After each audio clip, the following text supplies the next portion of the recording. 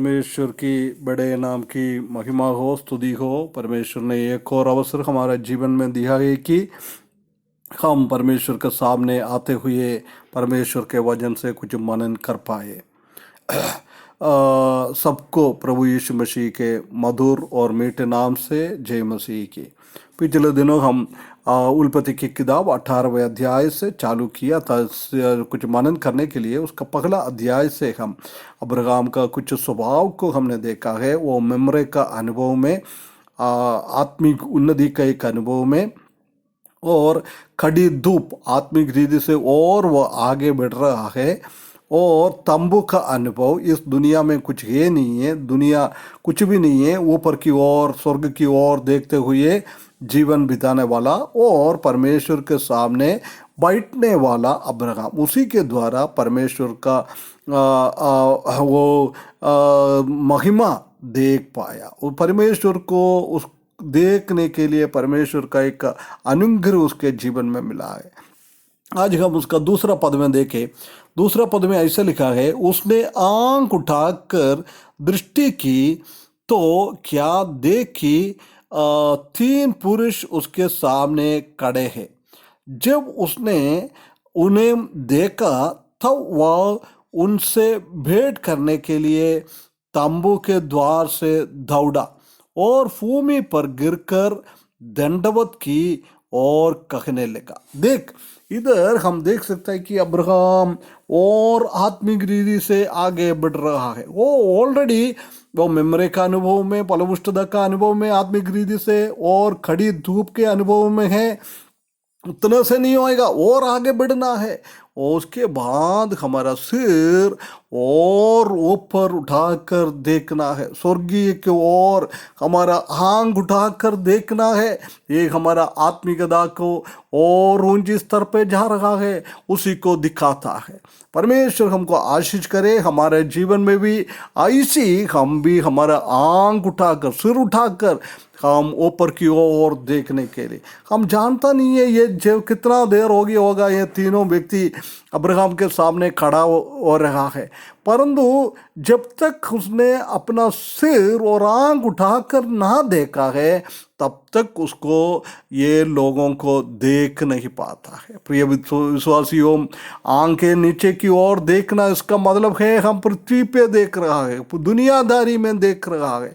प्रिय विश्वासियों, जब तक हम हमारे आंखें दुनियादारी के पीछे चल रहे हैं तो परमेश्वर का महिमा हम देख नहीं पाता है, परमेश्वर का महिमा से हम वर्जित हो जाता है। प्रिय भाइयों बहनों, ऐसा ना हो जाए।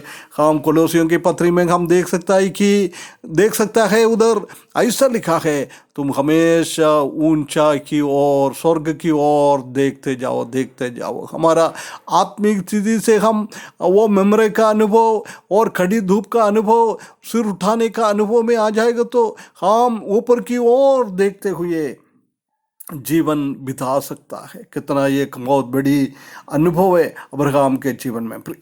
प्रिय भाइयों बहनों, हमारे जीवन में भी एक ऐसी एक अनुभव होने के लिए परमेश्वर सहायता करें। हमारा सिर उठाकर हम देखें, कभी भी हम नीचे की ओर नहीं, पृथ्वी की ओर नहीं, और शुवर की जैसी हम नहीं, हम हमेशा आंख उठाकर ऊपर की ओर देखना है। हमारा सहायता आने वाला पहाड़ के ऊपर हमको देखना है, स्वर्ग में हमारा आंख उठाकर देखना है। प्रिय विश्वासियों, परमेश्वर ऐसी हमको सहायता करे। हम जानते हैं कि परमेश्वर ने मूसा को इस्राएली लोगों को कनान की ओर लेके जाने के लिए भेज दिया था, परंतु उधर अनाज्ञाकारी के कारण उसी को कनान देश में प्रवेश करने के लिए वर्जित किए थे परमेश्वर ने।